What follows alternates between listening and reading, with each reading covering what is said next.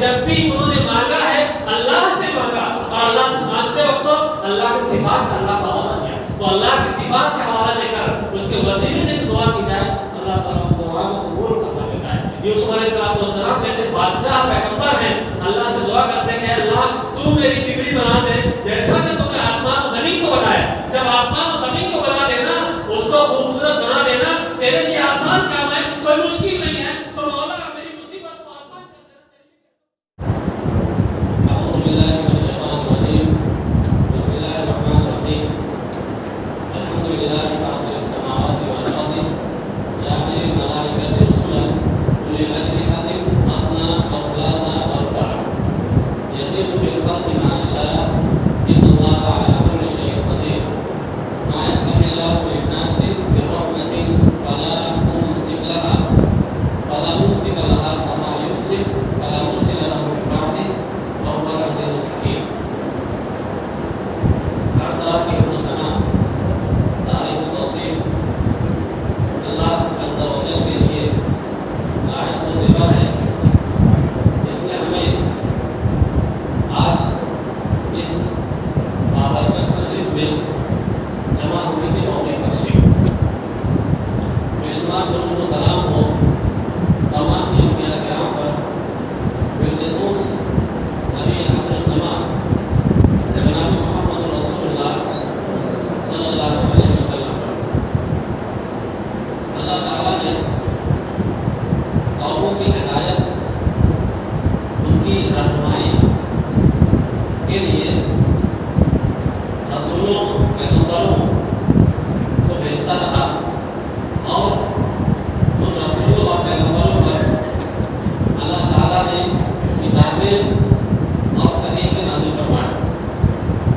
انہی رسولوں میں سے آخری رسول خاتم الانبیاء جناب محمد رسول اللہ صلی اللہ علیہ وسلم کو سرزمین مکہ میں اللہ نے مبعوث فرمایا، اور آپ پر تمام کتابوں پر مہیمن، نگرانی کرنے والی کتاب قرآن مجید کا دھیرے دھیرے نزول فرمایا۔ اس قرآن مجید کی عظمت شان اور اس کا جو بلند والا مقام ہے، یہ آپ وقتاً فوقتاً سنتے رہتے ہیں۔ قرآن مجید کے 22 پارے میں ایک عظیم سورت ہے، اسے سورۃ فاطر کہا جاتا ہے، اس کا ایک نام الملائکہ بھی ہے۔ قرآن مجید کی ایک ایسی صورت ہے کہ مختلف علماء نے اس سورہ کریمہ کی خصوصیت کے ساتھ الگ سے تفسیر لکھی ہے۔ ان میں سے سعودی عرب کے بہت ہی مشہور عالم دین محمد بن صالح الوسیمی رحمہ اللہ، انہوں نے بھی اس کی تفسیر لکھی، اور بھی علماء نے لکھی ہے۔ اس مناسبت سے مجھے مناسب لگا کہ آج کے اس درس میں، پروگرام میں، اس سورت کی منتخب آیتوں کی مختصر تفسیر آپ کے سامنے کی جائے۔ آئیے ہم اس بنیادی تمہید کے بعد قرآن مجید کی اس عظیم سورہ کریمہ کا آغاز کرتے ہیں۔ اللہ تبارک و تعالیٰ نے قرآن مجید کی اس سورت میں آغاز میں فرمایا الحمدللہ فاطر السماوات والارض۔ تمام قسم کی تعریف اس اللہ کے لیے ہے جس نے آسمان اور زمین کو پیدا کیا۔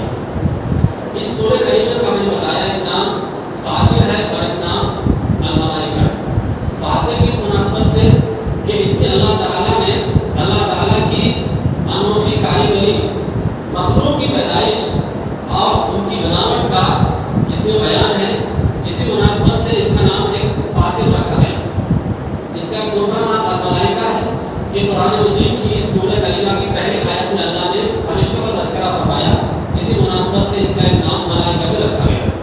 قرآن مجید کی اس سورت کے آغاز میں اللہ تبارک و تعالیٰ نے اپنی مخلوق پر جو اللہ کا احسان ہے اس کا ذکر فرمایا، اور اس سورت کے بالکل آخر میں اپنی مخلوق پر جو احسان ہے اس کا ذکر فرمایا، جس سے سعودی عرب کے عالم ہیں شیخ عادل محمد خلیل حفظہ اللہ، انہوں نے لکھا ہے کہ قرآن مجید کی اس سورت کے آغاز میں اللہ کی رحمت کا بیان ہے۔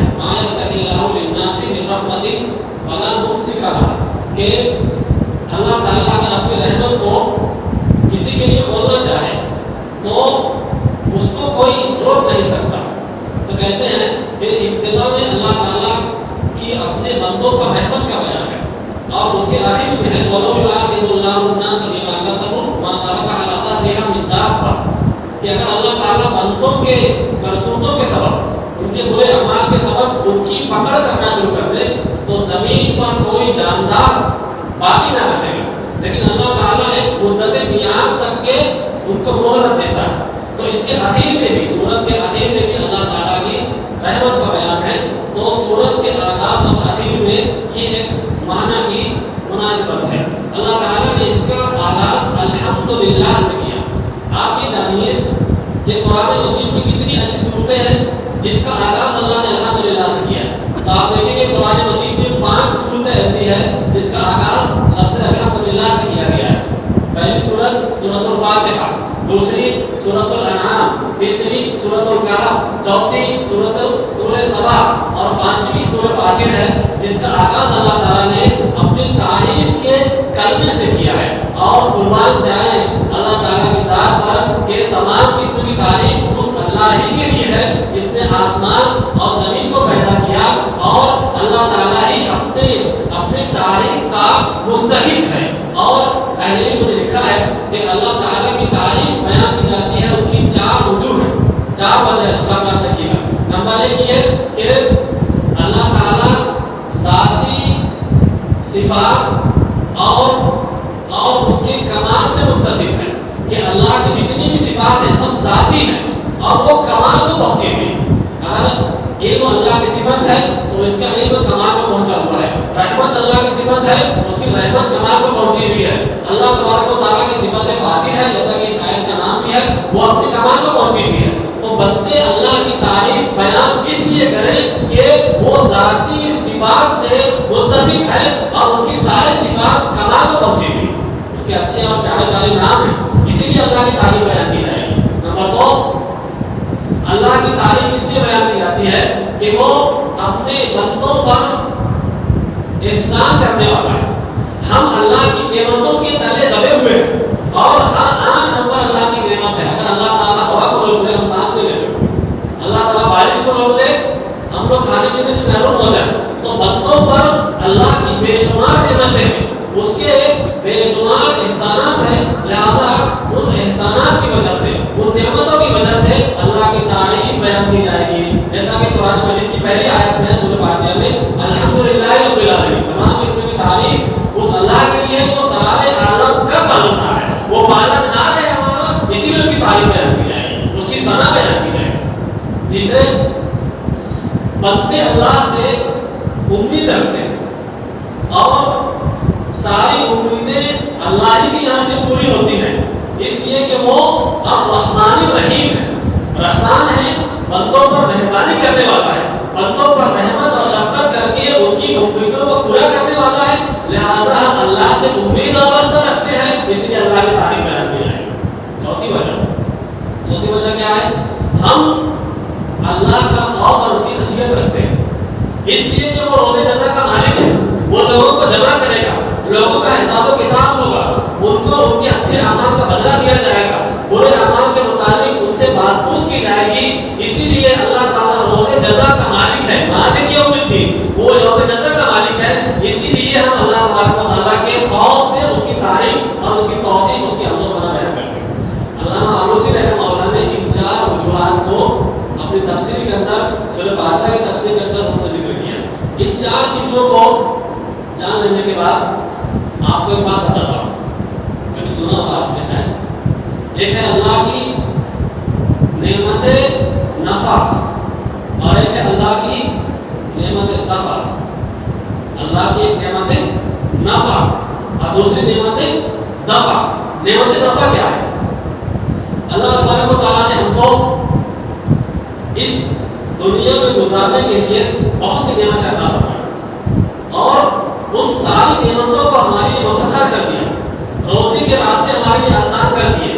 زندگی گزارنے کے لیے اللہ نے ہمیں بیویاں عطا فرمائی، ان کے ساتھ رہنے سہنے کے لیے نکاح کو آسان کر دیا، اس دنیاوی زندگی کے ذریعے سے ہمیں اللہ نے خوشی عطا فرمائی، اور اللہ کی ہم پر بہت ساری نعمتیں ہیں جو ہم کو ایسی ملتی ہیں. یہ نعمت نفع ہے. اور نعمت نفع کیا ہے؟ نعمت نفع یہ ہے کہ اللہ تعالیٰ نے ہم کو محتاج نہیں بنایا، ہم کو محتاج نہیں بنایا کسی کا. اللہ نے ہمیں معذور نہیں رکھا، ہم کو دیکھنے والا بنایا، اور جو لوگ ہم سے حسد کرتے ہیں اور ہم کو نقصان پہنچانے کے ڈر پہ رہتے ہیں، اللہ تعالیٰ ان کے حسد سے ہم کو محفوظ رکھتا ہے. تو یہ اللہ تعالیٰ کی نعمت نفع ہے، اس سے بہت ساری چیزیں جڑی ہوئی ہیں. تو یہ اللہ کی نعمت نفع اور اللہ کی نعمت نفع، ہمیں اس پر بھی اللہ تعالیٰ کا شکر ادا کرنا چاہیے کہ ہم نے اللہ سے نہیں مانگا تھا کہ وہ ہم کو معذور نہ بنائے، ہم نے اللہ سے نہیں مانگا تھا کہ وہ ہم کو نابینا، ہم کو بینا بنائے، نابینا نہ بنائے، لیکن اللہ نے ہم کو یہ ساری نعمتیں نعمت نفع کے طور پہ دی ہے. لہٰذا ان نعمتوں پر بھی ہم کو اللہ کا شکر ادا کرنا چاہیے. بندہ ابن قیم رحمہ اللہ نے اپنی کتاب الفوائد کے اندر نعمتوں کے حوالے سے، حمد کے حوالے سے ایک بات بہت اچھی بیان کی ہے. کیا بیان کرتے ہیں کہ ہم جب ایک بندہ جب اللہ سے دعا کرتا ہے، اس کی حمد بیان کرتا ہے، تو اس کے اندر دو باتیں ہوتی ہیں. دو طرح سے وہ اللہ کی حمد بیان کرتا ہے. ایک یہ کہ جب وہ اللہ کی حمد بیان کرتا ہے یا حمد بیان کرتا ہے تو صرف اللہ کی حمد بیان اور بڑائی بیان کرتا ہے. ایک دوسرے یہ کہ جب وہ اللہ سے کچھ مانگتا ہے تو اللہ کے لیے مانگتا ہے. مانگتا اللہ سے ہے پہلا، اور مانگتا اللہ کے لیے. کیسے؟ اللہ سے مانگ رہے کوئی بھی نعمت، یہ بات کو سمجھ میں آ گئی. اللہ کے لیے مانگ رہا ہے، جیسے اللہ سے طلب کیا کہ اللہ مجھے علم دے. اب اس علم کے پیچھے مقصد یہ ہے کہ میں اس علم کو لوگوں میں پھیلاؤں، لوگوں کو صحیح راستے کی طرف لاؤں. اللہ سے مال مانگتا ہے. اس مال کے مانگنے کا مقصد یہ ہوتا ہے کہ اللہ تعالیٰ مجھے مال دے تو میں اللہ تعالیٰ کے راستے میں خرچ کر کے اس کے دین کو تقویت پہنچاؤں گا. اللہ سے اولاد مانگتا ہے. اولاد اس لیے مانگتا ہے کہ اللہ تبارک و تعالیٰ اس کو اولاد دے تو اس اولاد کو نیکی کی تعلیم دے، اور وہ اولاد لوگوں کو اللہ تعالیٰ کے دین کی طرف بلانے والی بن جائے. گویا کہ وہ اپنے مال کے ذریعے سے، اپنے اولاد کے ذریعے سے اور اللہ کی دیگر نعمتوں کے ذریعے سے وہ اللہ کے دین کی تقویت چاہتا ہے، اور وہ ہر چیز مانگتا ہے تو اللہ سے مانگتا ہے. تو یہ ہے کہ بندہ جب اللہ سے دعا کرتا ہے، اس کی حمد و تعریف بیان کرتا ہے، اس سے مانگتا ہے تو مانگنے کو اس کے لیے خالص کرتا ہے، اور مانگتا ہے تو اسی کے لیے مانگتا ہے. یہ دو باتیں معلوم.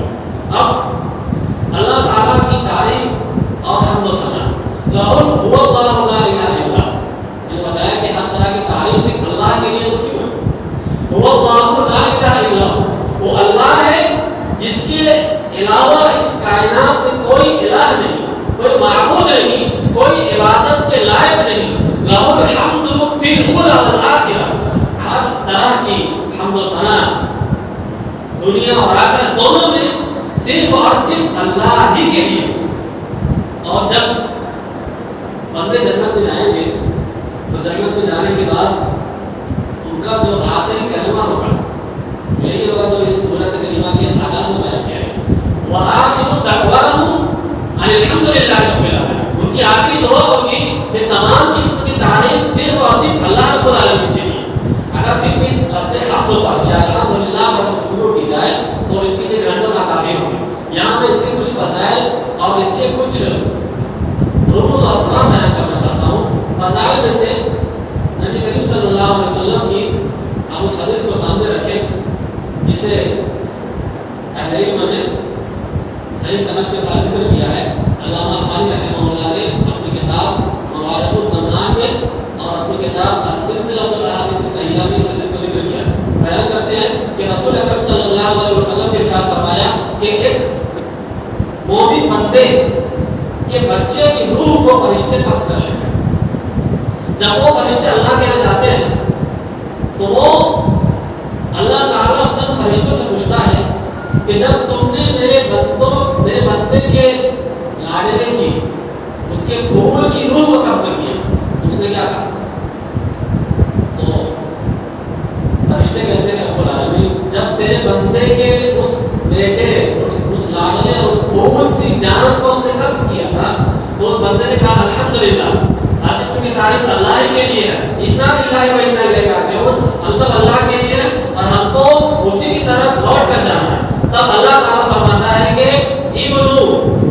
इब्नु बैतन फिल जन्नत, उसके लिए जन्नत में घर बना दो, वसम्मू बैतल हम्द, वसम्मू अल हम्द, के उस घर का नाम बैतुल हम्द रखो, वसम्मू बैतुल हम्द, उस घर का नाम तुम बैतुल हम्द रखो, यानी हम्द वाले का घर।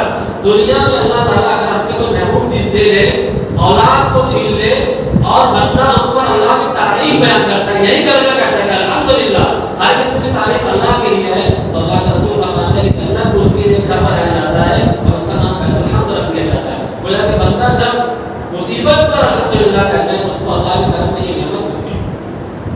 और अल्हम्दुलिल्लाह की और क्या फजीलत है, आपने हदीस सुनी कि बचपन में अत-तौर शत्रुल ईमान वल्हम्दुलिल्लाह तबलगुल मीज़ान व सुब्हानल्लाह वल्हम्दुलिल्लाह तमलकानी व तबलगु मा बैन समावात वल अर्द, के बाकी आधा ईमान है और अल्हम्दुलिल्लाह कहना ये मीज़ान को भर देता है, व सुब्हानल्लाह वल्हम्दुलिल्लाह, और सुब्हानल्लाह और अल्हम्दुलिल्लाह कहना ये ज़मीन और आसमान के दरमियान का जो खिला है, इस खिला को ये कलमा नेकी से भर देता है। अब देखिए, आपने अल्हम्दुलिल्लाह कहा, तो जब क़यामत के दिन मीज़ान लगाया जाएगा, तराजू को रखा जाएगा और उसमें आपके नामे अमाल में कसरत से अल्हम्दुलिल्लाह पाया गया, तो तराजू का पल्ला भारी हो जाएगा। ये कामयाबी की अलामत है कि नहीं? एक कलमा सिर्फ गौर कीजिए, एक कलमा नामे अमाल में वजन को, नेकी के वजन को झुका देगा। दूसरी जगह इसकी अहमियत और फजीलत यह है कि जमीन और आसमान का जो खिला है, इसको ये नेकी से भर देता है। और अल्लाह के नबी सल्लल्लाहु अलैहि वसल्लम फरमाते हैं दूसरी हदीस में कि जब कोई शख्स सुभान अल्लाह कहता है तो उसके लिए 10 नेकी लिखी जाती है और उसके लिए 10 गुनाह मिटाए जाते हैं। जब वो अल्हम्दुलिल्लाह कहता है तो 10 नेकी लिखी जाती है, 10 गुनाह मिटाए जाते हैं। जब वो अल्लाह अकबर कहता है तो 10 नेकी लिखी जाती है, 10 गुनाह मिटाए जाते हैं। जब वो कहता है अल्हम्दुलिल्लाह रब्बिल आलमीन, ये तमाम किस्म की तारीफ अल्लाह रब्बुल आलमीन के लिए है, तो इस कलमे के कहने की वजह से उसके लिए 30 नेकियां लिखी जाती है और उसके 30 गुनाह मिटाए जाते हैं। अल्लाह रब्बानी ने कभी और हदीस नकल की है कि जब अल्लाह ताला ने आदम अलैहिस्सलाम को पैदा किया, मैंने बताया कि जब जन्नत में हम जाएंगे तो आखिरी कलमा क्या होगा, आखिरी दुआ अल्हम्दुलिल्लाह रब्बिल आलमीन। और आदम अलैहिस्सलाम को यहाँ पैदा किया जा रहा है, तो अल्लाह के रसूल फरमाते हैं कि जब अल्लाह ने आदम अलैहिस्सलाम को पैदा किया और उनके अंदर अल्लाह ने रूह फूंकी, जब वो रूह उनके सर तक के पहुंची तो छींक आ गई। जैसी छींक आई, आदम अलैहिस्सलाम ने कहा अल्हम्दुलिल्लाह रब्बिल आलमीन, तमाम तरह की तारीफ सिर्फ अल्लाह रब्बुल आलमीन के लिए। जवाबन अल्लाह ने फरमाया यरहमुकल्लाह, अल्लाह ताला उस पर रहम फरमाए। इसीलिए जब भी छींक आए तो अल्हम्दुलिल्लाह कहना चाहिए और जवाब में जिसने अल्हम्दुलिल्लाह सुना उसको यरहमुकल्लाह कहना चाहिए। फिर जिसको छींक आई उसको कहना चाहिए यहदीकुमुल्लाहु व युस्लिहु बालकुम। ये दुआ बताइए। यहाँ आदम अलैहिस्सलाम को जब छींक आई तो आदम अलैहिस्सलाम ने अल्लाह के शुक्र पर मुश्तमिल यही कलमा कहा जो इस सूरत करीमा में अल्लाह ताला ने बयान फरमाया है। इस कलमे के बारे में अल्लाह के नबी सल्लल्लाहु अलैहि वसल्लम बयान फरमाते हैं कि अफज़लु ज़िक्रि ला इलाहा इल्लल्लाह, अफज़ल ज़िक्र ला इलाहा इल्लल्लाह व अफज़लु दुआ अल्हम्दुलिल्लाह, और अल्हम्दुलिल्लाह ये अफज़ल दुआ है। और इस सिलसिले में मुहद्दिसीन ने एक बहुत जामे बात कही है। देखिए हदीस के अंदर बयान हुआ है सुब्हानल्लाह वल्हम्दुलिल्लाह वला इलाहा इल्लल्लाह वल्लाहु अकबर।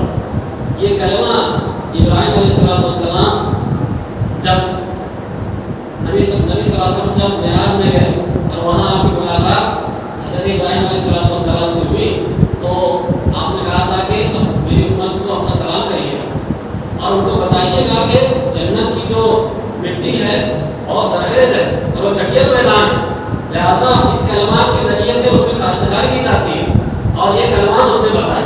मुहद्दिसीन ने जिक्र किया है कि इसमें अफजल कलमा अल्हम्दुलिल्लाह है और इसमें तमाम कलमे जो सुभान अल्लाह अल्हम्दुलिल्लाह ला इलाहा इल्लल्लाह ये जो कलमे हैं इसमें तमाम कलमों का माना अल्हम्दुलिल्लाह में मुस्बत और पोशीदा है। लिहाजा अफजल ज़िक्र ला इलाहा इल्लल्लाह और अफजल दुआ जो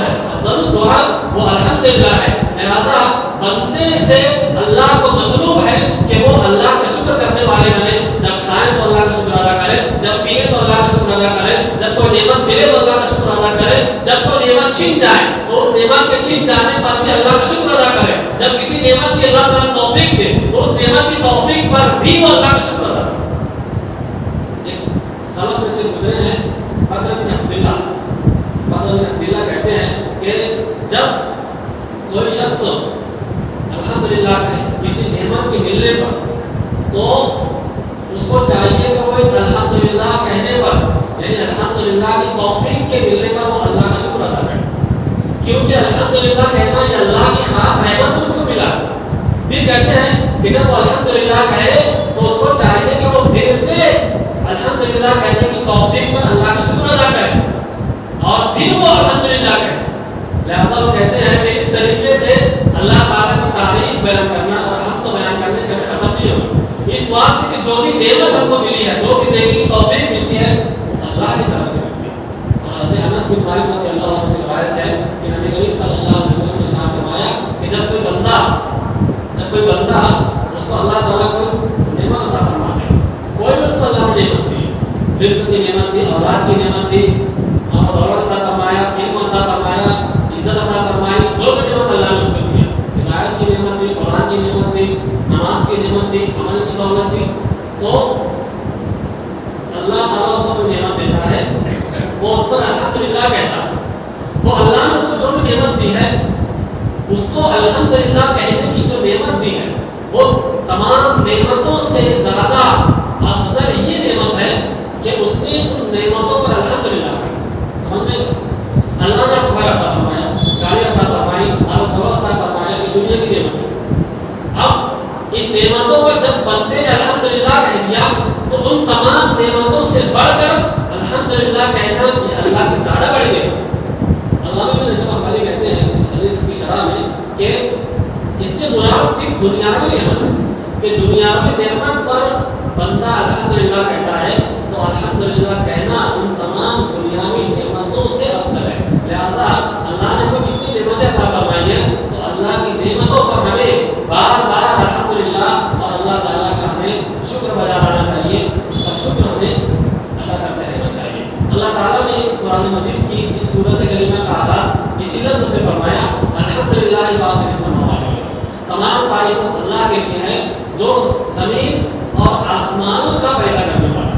یہاں فاطر یہ اللہ کی ایک صفت ہے. یہ صفت اس کا معنی کیا ہے؟ اس کا معنی یہ ہے کہ کسی چیز کو بنا کسی نمونے کے پیدا کرنا. ہم اللہ کی مخلوق ہے, اس کا کوئی سانچہ پہلے سے موجود نہیں تھا. آسمان ہے, اس کا کوئی خاکہ پہلے سے موجود نہیں تھا. اللہ نے بغیر کسی نمونے کے اس کو پیدا کیا, اس کو فاطر کہا جاتا ہے. حضرت ابن عباس رضی اللہ تعالیٰ عنہ کو فاطر کا معنی سمجھنا تھا. عرب کے لوگوں کی خاصیت تھی کہ جو بندو قسم کے دیہاتی لوگ ہوتے تھے یہ عربی زبان بہت اچھی بولتے تھے, آسان اور فصیح اور بلیغ اور عربی زبان کی باریکیوں سے واقف ہوتے تھے. چنانچہ جب اس وقت میں عربی زبان میں کسی کلمے کا معنی معلوم کرنا ہوتا تو لوگ دیہاتی کی طرف رجوع کرتے تھے. حضرت عباس رضی اللہ تعالیٰ عنہ کو فاتح کا معنی معلوم کرنا تھا تو ایک دیہاتی کو دیکھا کہ وہ ایک دوسرے دیہاتی سے جھگڑا کر رہا ہے اور وہ کہتا ہے کہ یہ کنواں میرا ہے, دوسرا کہتا ہے کنواں میرا ہے. اس میں سے ایک کہا افطر تو یہ کنواں میرا ہے اس لیے کہ اس کو میں نے کھدوایا, میں نے بنایا ہے. ابن عباس رضی اللہ عنہ کہتے ہیں کہ مجھے یہاں فاتح کا معنی اس دیہاتی سے معلوم ہے. اس واقعے کی سند ضعیف ہے, یعنی اس کی سند پرفیکٹ نہیں ہے, لیکن حضرت ابن عباس رضی اللہ تعالیٰ عنہ سے فاتح کا یہی معنی منقول ہے. اسی لیے علماء اس واقعے کو ذکر کرتے ہیں, اس واقعے کو بیان کرتے ہیں. تو فاتح کا معنی معلوم ہوا کہ پہلے سے کوئی چیز موجود نہیں تھی, اللہ نے بغیر کسی نمونے کے پیدا کیا. اور اللہ تعالیٰ فرماتا ہے کہ الحمدللہ فاطر السماوات والارض, تمام قسم کی تعریف اس اللہ کے لیے ہے جس نے آسمان کو اور زمین کو پیدا کیا. یہاں رک کر ایک بات معلوم کر لیں کہ اللہ نے 7 آسمان بنائے, قرآن میں اس کا تذکرہ ہے, 7 زمینیں بنائی ہیں, لیکن ان 7 زمینوں کا تذکرہ قرآن میں نہیں. لیکن حدیث میں بعض جگہوں پر اس کے اشارے ملتے ہیں, جیسا کہ اس حدیث میں ہے کہ جو آدمی کسی شخص کی بارش کے بعد زمین بنا کسی حق کے کھڑا کر لے گا تو اللہ تعالیٰ اس کو اس کے بقدر 7 زمینوں کا توپ پہنائیں گے. تو اس حدیث سے پتہ چلتا ہے کہ زمینیں بھی آسمانوں کی طرح 7 ہیں. اب یہ 7 زمینیں آپس سے ملی ہوئی ہیں یہ ساتوں زمینیں الگ الگ ہیں. اس سلسلے میں شریعت اسلامیہ خاموش ہے، قرآن بھی خاموش ہے، حدیث خاموش ہے. ہمارا کیا کام ہے؟ ہم خاموش رہیں. ہمارے یہاں کچھ لوگوں کی فطرت ہوتی ہے، یہ کچھ لوگوں کی یہ خاصیت ہوتی ہے کہ وہ شریعت اسلامیہ کے کچھ ایسے احکامات اور ایسی متشابہ آیات جس کا معنی واضح نہیں ہوتا ہے اس کے پیچھے لگ جاتے ہیں. ایسے بہت سارے مرزائی فکر ہے، حامدی فکر ہے، فرائی فکر ہے، یہ ہمارے یہاں پائی جاتی ہے کہ جس چیز کے معنی میں وضاحت نہیں ہے بلا وجہ اس کے پیچھے پڑے ہوئے ہیں. ہمیں اس کے پیچھے نہیں جانا ہے کہ ساتوں زمینیں کیسی ہے، کیسی تھی. اللہ نے قرآن میں بیان کیا کہ جب آسمان اور زمین دونوں ملے ہوئے تھے، اللہ نے دونوں کو پھاڑ دیا، آسمان کو الگ کر دیا، زمین کو الگ کر دیا.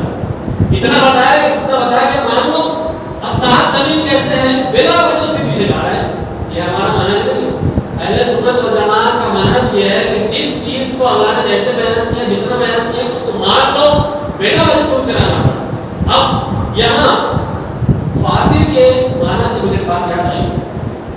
آپ جب قرآن مجید پڑھیں گے اور اس قرآن مجید کے اندر یوسف علیہ السلام کا تذکرہ پڑھیں گے، یوسف علیہ السلام کے تذکرے میں اللہ تعالیٰ نے ان کی دعا نقل فرمائی ہے. جب یوسف علیہ السلام مصر کے بادشاہ بنے اور ان کے بھائی اور ان کے والد محترم سے جب ان کی ملاقات ہو گئی اور ان کا جو خواب اللہ نے ان کو دکھایا تھا وہ خواب جب مکمل ہو گیا، یوسف علیہ السلام کے ان تمام تذکروں کے بعد اللہ تعالیٰ کی دعا نقل کرتا ہے. رب قد آتيتني من الملك وعلمتني من تأويل الأحاديث فاطر السماوات والأرض أنت ولي في الدنيا والآخرة توفني مسلما والحقني بالصالحين. دیکھیے رب قد آتيتني من الملك، میرے پروردگار تو نے مجھے بادشاہت عطا فرمائی ہے. یعنی دنیا کے پورے دنیا میں سے مصر کا جو حصہ تھا اللہ نے ان کو اس کا بادشاہ بنایا. اس کا وہ نعمت کے طور پر تذکرہ کر رہے ہیں اور کہہ رہے ہیں وعلمتنی من تأويل الأحاديث، اس کو خواب کی تعبیر کا ہی عطا فرمایا. جیسا کہ ان کے واقعے میں واضح ہے، ہم اس کے تفصیل میں نہیں جانتے. اللہ کی نعمت کو دعا میں تذکرہ کرنے کے بعد ان نعمتوں کا انتساب اللہ کی طرف کرتے ہیں.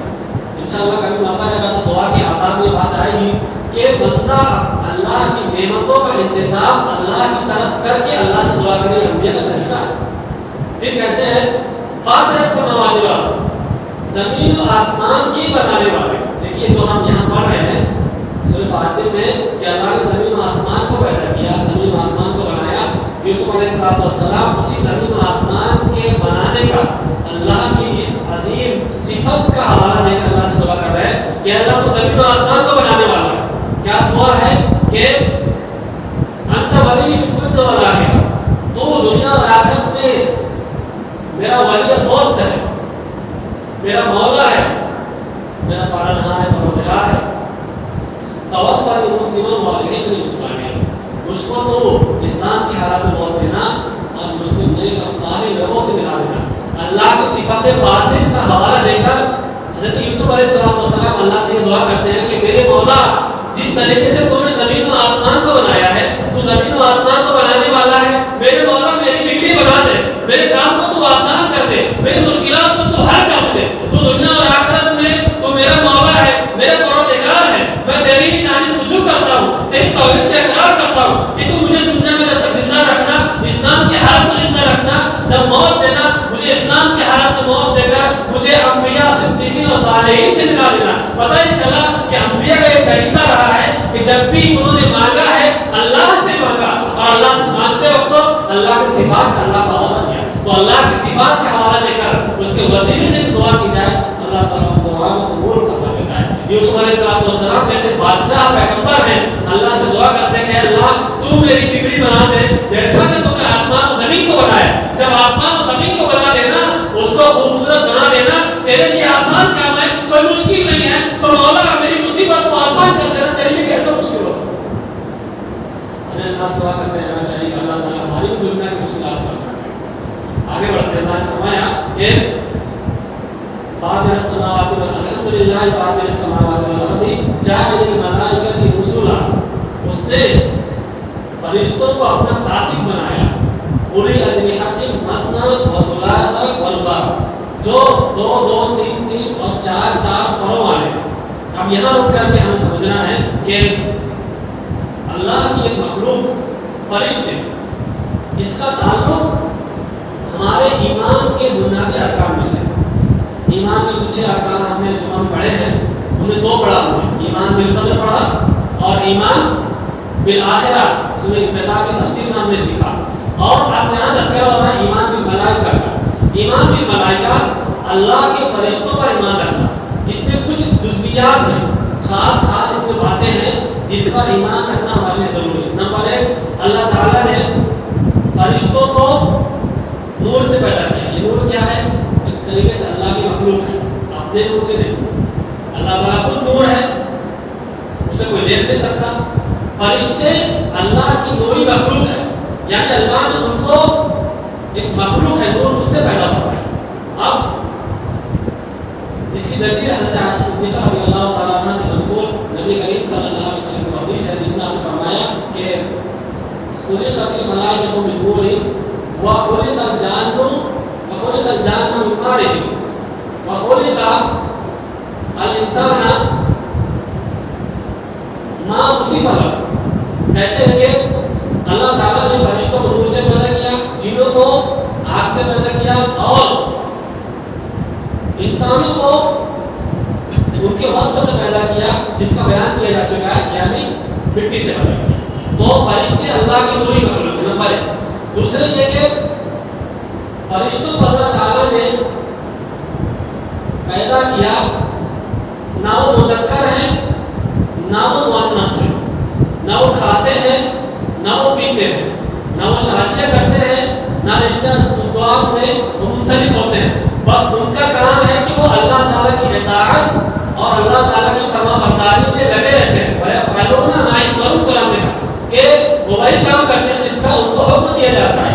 اگر ان کو کسی عذاب کا حکم دے دیا گیا تو وہ کسی پر رحم نہیں کرتے، اگر ان کو کسی کام کے سلسلے میں کوئی فرمان جاری کر دیا گیا وہ برابر اس کو کرتے ہیں۔ ان میں سے ملک الموت ہے، ان کا کام ہے روح کو قبضہ کرنا، کرامن کاتبین ہے، اور جو فرشتے بندوں کے نام اعمال لکھتے ہیں کرامن کاتبین یہ ہیں۔ ایسے ہی سور پھونکنے کے لیے ایک فرشتہ متعین ہے، جبریل امین، یہ اللہ کے معزز اور مقرب فرشتے ہیں۔ کچھ فرشتے ایسے ہیں جو اللہ تعالیٰ کے عرش کے ارد گرد گھومتے رہتے ہیں، طواف کرتے رہتے ہیں۔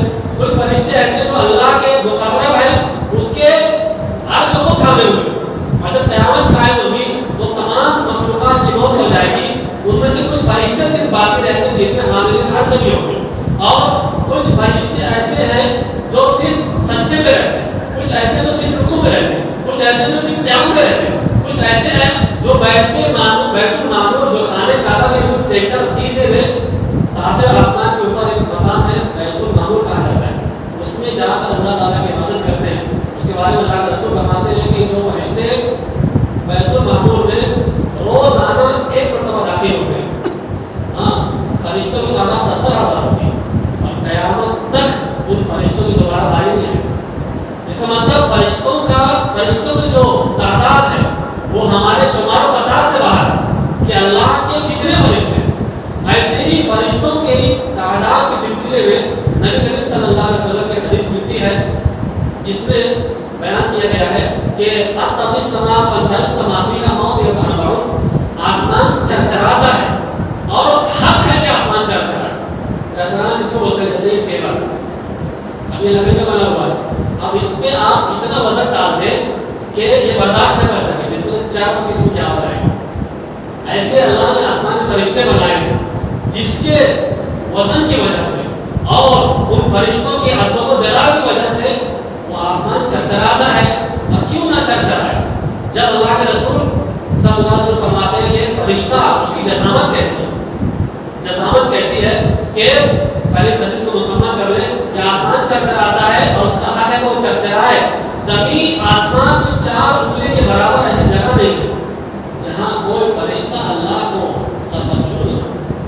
ہمیں غور کر لینا چاہیے کہ ہم جو یہ نمازیں پڑھ رہے ہیں، موٹی موٹی عبادت کر رہے ہیں، ہم اپنے ذہن میں یہ خیال پیدا نہ آنے دیں کہ اللہ تعالیٰ ہماری عبادت کا محتاج ہے۔ اس میں ہم یہ عبادت کر رہے ہیں تو اللہ نے قرآن میں صاف کہہ دیا کہ جو تم اللہ کی عبادت کرتے ہو، نیکیاں کرتے ہو، یہ تمہارے اپنے لیے ہے، تمہارے اپنے فائدے کے لیے ہے کہ تم اللہ کے عذاب سے بچنے کے لیے کرتے ہو. اللہ تعالیٰ کو اس کی ضرورت نہیں ہے کہ تم اللہ تعالیٰ کی عبادت کرتے رہو. دنیا کے سارے لوگ اللہ کے نافرمان بن جائیں, اللہ کو فرق پڑنے والا نہیں ہے. دنیا کے سارے لوگ اللہ تعالیٰ کے فرما بردار بن جائیں, تب بھی اللہ تعالیٰ کو کوئی فرق پڑنے والا نہیں ہے. لہذا یہ فرشتے اللہ تعالیٰ کو آسمان کے اندر سرو سجود ہیں, اس کی عبادت میں مشغول ہیں, اور 4 انگلی کی جگہ باقی نہیں ہے جہاں کوئی فرشتہ اللہ کو سجدہ کیے ہوئے. رسول اللہ صلی اللہ علیہ وسلم بیان کرتے ہیں کہ ایک فرشتہ, اس کی جسامت کیسی ہے, اس کا کاندھا اور اس کا بازو, اس کا ہاتھ, اس کا جو پر ہے, ان کے درمیان 700 سال تک ایک بندہ گھوڑ سواری کرتا ہے, چلتا رہے. یہ فرشتوں کے بازو اور کاندھے کے درمیان جو فاصلہ ہے وہ 700 سال کی مسافت کے برابر ہے. اب اللہ کی مخلوق کتنی عظیم اور کیسے ہوئی, آپ اندازہ لگا لیجیے. یہاں کہا جا رہا ہے کہ فرشتوں کو اللہ نے قاصد بنایا, جن کے 2 پر ہیں, 4 پر ہیں, 3 پر ہیں. یزید فی الخلق ما یشاء. اللہ تعالیٰ اپنی مخلوق میں سے جس کو یہ چاہتا ہے ذاتی کر دیتا ہے, اس کو زیادہ کر دیتا ہے. تو جن فرشتوں کو اللہ تعالیٰ چاہے 4 پر دے, اس سے کم دے, اس سے زیادہ دے, یہ اللہ کی خلقت ہے. جبریل امین کو جب نبی کریم صلی اللہ علیہ وسلم نے ان کی اصل شکل میں دیکھا تو اس وقت جبریل امین کے 600 پر تھے. حضرت عائشہ کی روایت میں اور بیان کرتے ہیں کہ اللہ کے رسول نے بیان فرمایا کہ جبریل امین کے پروں نے آسمان کے افق کے کناروں کو بھر دیا تھا. جب انہوں نے اپنے پروں کو کھولا اور جبریل امین کو اللہ کے رسول نے اپنی اصل شکل میں دیکھا تو گویا کہ آسمان کے افق اور ان کے کناروں کو جبریل امین نے بھر دیا تھا.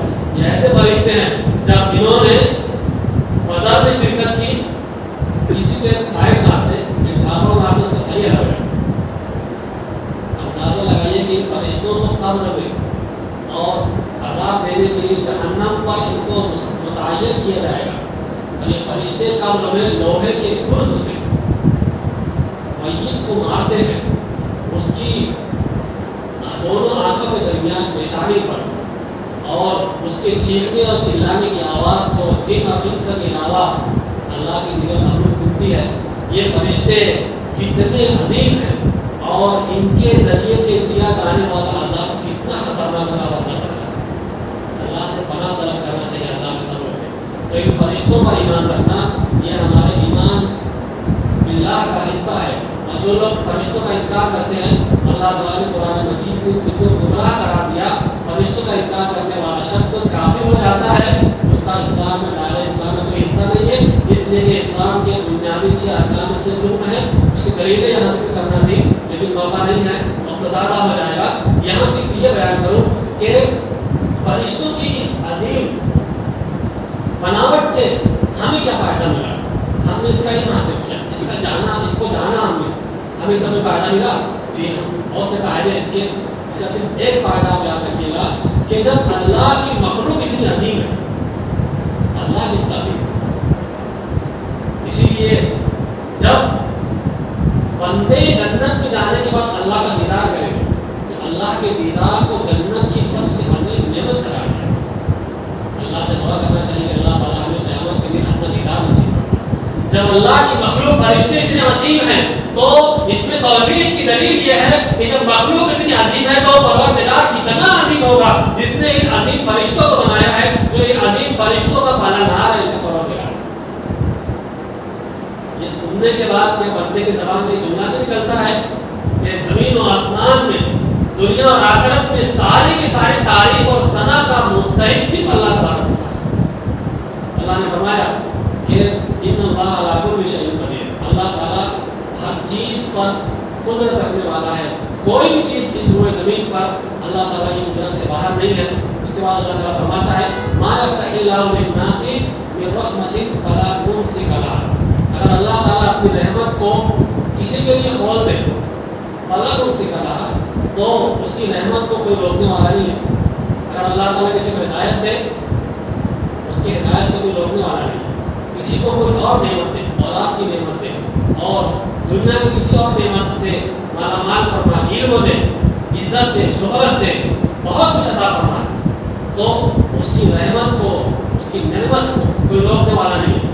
یہ فرمایا کہ وَمَا يُمْسِكْ فَلَا مُرْسِلَ لَهُ مِنْ بَعْدِهِ, کسی سے وہ اپنی رحمت کو روک لے تو اس رحمت کو کوئی جاری کرنے والا نہیں. یہاں رک کر ایک بات سمجھ گیا, اللہ کی ایک بہت عظیم نعمت ہے نعمت ہدایت. اگر اللہ تعالیٰ نعمت ہدایت کو کسی سے روک لے تو کوئی نبی, کوئی ولی, کوئی پیر, کوئی فرشتہ, کوئی بزرگ, کوئی پیر, کوئی مرشد, کوئی فقیر اس کو ہدایت نہیں دے سکتا. اس کی مثال یہ ہے کہ رسول اکرم صلی اللہ علیہ وسلم نے اپنے چچا سے کہا تھا ابو طالب سے, یا عمی قل لا الہ الا اللہ, اے میرے چچا جان آپ لا الہ الا اللہ کہہ دیجیے. نہیں کہا انہوں نے, کہا کہ کلام میں کہہ دیجیے تاکہ قیامت کے دن میں اللہ تعالیٰ کے یہاں آپ کی سفارش کر سکوں. نہیں کہا. اللہ کے رسول صلی اللہ علیہ وسلم ابو طالب کی وفات سے وہ غمزدہ ہو گئے اور غمگین رہنے لگے. اللہ نے نازل فرمایا آیت کریمہ انک لا تہدی من احببت, کہ جس کو آپ پسند کریں, جس سے آپ محبت کریں, اس کو آپ ہدایت نہیں دے سکتے. ولکن اللہ یہدی من یشاء, جس کو اللہ چاہتا ہے اس کو ہدایت دیتا ہے. معلوم یہ ہوا کہ سب سے اہم نعمت ہدایت ہے. نبی جس کو چاہے اس کو ہدایت نہیں دے سکتے, بلکہ یہ اللہ کی مرضی اور منشا ہے. ہمارا کام ہے لوگوں تک اللہ کے دین کی باتوں کو, اللہ کے کلام کی باتوں کو پہنچانا. جس کو اللہ چاہتا ہے ہدایت دیتا ہے. یہاں سے ایک توحید کا نقطہ یہ معلوم ہوا کہ جب نعمت ہدایت نبی کسی کو نہیں دے سکتے تو کسی کو شفا دے سکتے ہیں, کسی کو اولاد دے سکتے ہیں, کسی کی مشکل کشائی کر سکتے ہیں. کیسے کر سکتے ہیں؟ جبکہ نبی کے بارے میں, فرشتوں کے بارے میں, اولیاء کے بارے میں اللہ نے اس آیت میں کہہ دیا کہ اگر اللہ تعالیٰ اپنی نعمت کو کسی کے لیے کھول دے تو کوئی روک نہیں سکتا. کسی نعمت کو کسی لیے روک لے تو نہ کوئی فرشتہ, نہ کوئی ولی, نہ کوئی بزرگ, نہ کوئی پیر, نہ کوئی فقیر, نہ ہی کوئی اللہ کا مقرب کسی بندے سے اللہ کی نعمت کو روک سکتا ہے, نہ اللہ کی روکی ہوئی نعمت کو کوئی دے سکتا ہے. یہ اختیار صرف اللہ کا ہے. شیخ عبدالرحمن بن ناصر السعدی اس آیت کریمہ کی تفسیر کرتے ہوئے لکھتے ہیں کہ اس آیت سے بات معلوم ہوتی ہے ہم پر یہ واجب ہے کہ ہم نعمت کے حصول کے لیے اللہ کی طرف رجوع کریں, اور ہم پر یہ واجب ہے کہ ہم نعمت کسی مصیبت کو دور کرنے کے لیے اللہ تعالیٰ کی طرف رجوع کریں. یہ ہمارے اوپر واجب ہے. لہٰذا یہ آیت کریمہ بتاتی ہے کہ مشرکین مکہ کا یہ عقیدہ تھا کہ انہوں نے کہا کہ فرشتے اللہ کی بیٹیاں ہیں اور فرشتوں کی مورتیاں بنا لی عورتوں کی شکل میں اور ان مورتیوں کو پوجا کرتے تھے. تو اللہ تعالیٰ نے کوئی ترتیب فرمائی کہ اللہ تعالیٰ اپنی رحمت کو کسی بندے سے روک لے تو یہ جن فرشتوں کی تم پوجا کر رہے ہو, ان کی مورتیوں کو معمول سمجھ رہے ہو, کیا اللہ تعالیٰ کی روکی ہوئی رحمت کو یہ لوگ دے سکتے ہیں؟ اور کیا اللہ تعالیٰ کسی کو نعمت سے نواز دے تو کیا تمہاری یہ مورتیاں, تمہاری یہ جو فرشتوں کی بنائی ہوئی شکلیں ہیں منگھڑت, کیا اللہ کی اس روکی ہوئی رحمت کو کسی کو دے سکتے ہیں؟ ہرگز نہیں دے سکتے. کہ دعوت توحید معلوم ہے. آخر میں نقطہ بیان کر کے اپنی بات ختم کروں کہ اللہ تعالیٰ قیامت کے دن فرشتوں کو بلائے گا اور ان سے کہے گا یہ مشرکین ہیں جو دنیا میں تمہاری پوجا کرتے تھے, تمہاری عبادت کرتے تھے. تو اللہ تعالیٰ کے فرشتے کہیں گے کہ اللہ تو پاک ہے اور تو ہمارا رب ہے, تو ہمارا دوست ہے اور مولا ہے. تو ہمارا مولا, تو ہمارا دوست ہے. اور کانو یعبدون الجن اکثرهم بهم مؤمنون, یہ جو لوگ تھے مشرکین یہ ہماری عبادت نہیں کرتے تھے بلکہ حقیقت میں جنوں کی عبادت کرتے تھے, اور ان میں کے زیادہ تر لوگ جنوں پر ایمان رکھتے تھے. دیکھیے عبادت تو وہ فرشتوں کی شکل میں انہوں نے من گھڑت مورتیاں بنا لی تھی اور اس کی عبادت کرتے تھے. وہاں فرشتے کہہ رہے ہیں کہ یہ عبادت اصل میں ہماری نہیں کرتے بلکہ جنوں کی عبادت کرتے تھے. مطلب جو نافرمان, سرکش اور شیاطین ہیں جن کے اکسانے اور بہکاوے پر انسان شرک کرتا ہے, حقیقت میں اگر وہ اللہ کے رسول کو مشکل کشا مان رہا ہے, فرشتوں کو اولاد دینے والا مان رہا ہے, یہ عقیدہ رکھتا ہے کہ خانہ کعبہ کی جو پلر ہے, اس کے جو دیواریں ہیں, اس میں فرشتوں کی روحیں آتی ہیں یا انسانوں کی روحیں آتی ہیں, وہ ہمیں فائدہ پہنچاتی ہے. اس طرح کا جو منگڑا عقیدہ رکھتے ہیں, حقیقت میں فرشتوں کی یا اللہ کے رسول کی یا کرسچن لوگ عیسیٰ علیہ السلام کی پرستش نہیں کرتے، بلکہ شیطان نے ان کے دل میں جو وسوسہ ڈالا ہے جس کی وجہ سے وہ شرک کر رہے ہیں، وہ شیطان کا کہنا مانتے ہیں، لہٰذا شیطان کا کہنا ماننے کی وجہ سے وہ شیطان کی پرستش کرتے ہیں۔ معلوم یہ ہوا کہ دنیا میں جو شرک ہوتا ہے وہ حقیقت میں شیطان کی پوجا ہے، اور ہمیں اللہ تعالیٰ نے حکم دیا ہے کہ شیطان کے بہکاوے میں، اس کے وسوسے میں اور اس کے فریب میں نہ آئیں، بلکہ قرآن اور حدیث کی صاف و شفاف تعلیمات پر عمل کرتے ہوئے صرف اور صرف ایک اللہ کی عبادت کریں، اور دنیا اور آخرت کی ساری جو تعریف اور بھلائیاں ہیں وہ صرف اور صرف اللہ رب العزت کے لیے ہے۔ اللہ سے دعا ہے کہ وہ ہمیں اس بات کی توفیق دے کہ ہم قرآن اور حدیث کو سمجھنے والے بنیں، اور ہمیں اللہ تعالیٰ زیادہ سے زیادہ اپنی حمد و ثنا کی توفیق عطا فرمائے۔ ہم سب کو جب تک اس دنیا میں زندہ رکھے، عزت اور احترام کے ساتھ ایمان پر زندہ رکھے۔